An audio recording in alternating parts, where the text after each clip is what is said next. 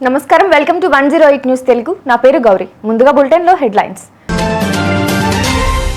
మీ మద్దతుకు thanks sir ప్రధాని tweet పై ధన్యవాదాలు తెలిపిన దొమ్మరాజు గుకేష్ కేటీఆర్ పై కేసు పెట్టేందుకు గవర్నర్ గ్రీన్ సిగ్నల్ ఏపీలో వారందరికీ 50,000 నుంచి 75,000 సాయం చంద్రబాబు కీలక ప్రకటన జర్నలిస్టుకు క్షమాపణలు చెప్పిన మోహన్ బాబు మద్యం మత్తులో మంచు మనోజ్ గొడవ వరల్డ్ చెస్ ఛాంపియన్ గా నిలిచిన దొమ్మరాజు గుకేష్ ట్రోఫీతో పాటు $1.35 మిలియన్ ప్రైజ్ మనీ గెలిచారు. అలాగే రన్నర్ అప్ డింగ్ లిరెన్ $1.15 మిలియన్ సొంతం చేసుకున్నారు. మొత్తం ఛాంపియన్షిప్ ప్రైజ్ మనీ 21.75 కోట్లు కాగా ఒక గేమ్ గెలిచిన ఆటగాడికి 1.69 కోట్లు వస్తాయి. గుకేష్ 3 గేములు లిరిన్ 2 నెగ్గగా మిగిలిన దాన్ని సమంగా పంచారు.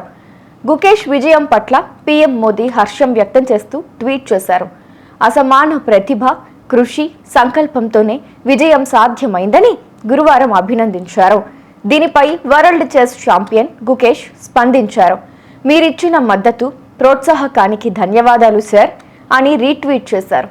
అటు తమిళనాడుకు చెందిన గుకేష్ తనకు శుభాకాంక్షలు తెలిపిన ఆ రాష్ట్ర CM Stalin, deputy CM Udhayanidhi Stalin కు సైతం ధన్యవాదాలు తెలిపారు. ఈ ఫార్ములా రేసు వ్యవహారంలో కీలక పరిణామం చోటు చేసుకుంది. కేటీఆర్ పై కేసు నమోదు చేసేందుకు గవర్నర్ ఆమోదం తెలిపినట్టు సమాచారం. రేసుకు ముందే నిర్వహణ సంస్థకు నిబంధనలకు విరుద్ధంగా విదేశీ కరెన్సీ ఇవ్వడంపై ప్రభుత్వం విచారణ చేపట్టిన విషయం తెలిసిందే. దీంతో ప్రజా ప్రతినిధి అయిన కేటీఆర్ పై చట్టపరమైన చర్యల కోసం గవర్నర్ అనుమతి కోరింది. ఈ అంశంపై న్యాయ సలహా తీసుకున్న గవర్నర్ గ్రీన్ సిగ్నల్ ఇచ్చినట్లు తెలుస్తోంది. అర్హులైన పేదలకు త్వరలోనే ఇళ్ల స్థలాలు ఇవ్వనున్నట్లు సీఎం చంద్రబాబు నిన్న కలెక్టర్ల సమావేశంలో ప్రకటించారు. 2029 నాటికి అర్హులందరికీ ఇల్లు నిర్మిస్తాం. స్థలాలు లేని పేదలకు పట్టణాల్లో 2 సెంట్లు, గ్రామాల్లో 3 సెంట్లు మంజూరు చేస్తాం. ఇళ్ల నిర్మాణానికి ఎస్సీలు, చేనేతలకు అదనంగా 50,000, ఎస్టీలకు 75,000 ఇస్తాం. వైసీపీ వదిలేసిన నిర్మాణాలను పూర్తి చేస్తాం అని సీఎం స్పష్టం చేశారు. మీడియాపై దాడి ఘటనలో నటుడు మోహన్ బాబు లిఖిత పూర్వకంగా క్షమాపణలు తెలిపారు. నా కుటుంబ ఘటన ఇలా పెద్దదిగా మారి జర్నలిస్టులను ఆవేదనకు గురి చేసినందుకు చింతిస్తున్నాను. ఘటన అనంతరం 48 గంటల పాటు ఆసుపత్రి పాలు కావడం వల్ల వెంటనే స్పందించలేకపోయాను.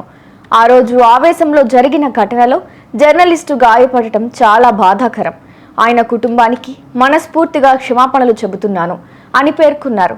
మంచు ఫ్యామిలీలో గొడవ నేపథ్యంలో మనోజ్కు చెందిన ఓ వీడియో వైరల్ అవుతోంది.